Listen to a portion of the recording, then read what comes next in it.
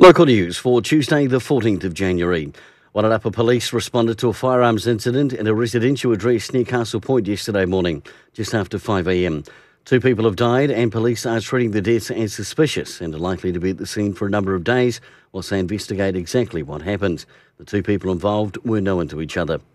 Reducing speed limits, a roundabout and flexible median safety barriers with turnaround facilities are all things being looked into by the NZTA as potential safety improvements for State Highway 2 between Carterton and Masterton.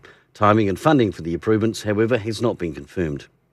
And 1 person has died and another is in a serious condition following a vehicle collision in Carterton yesterday morning. Emergency services received a report at around 11:30 a.m. yesterday of a 2-vehicle collision at the intersection of Wallison's Line and Dalefield Road. And in sport, the 2020 New Zealand Cycle Classic begins in Masterton tomorrow with a 122-kilometre stage.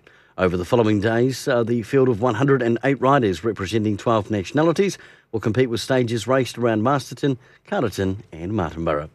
For local news and sport, kia ora, I'm Brent Gare.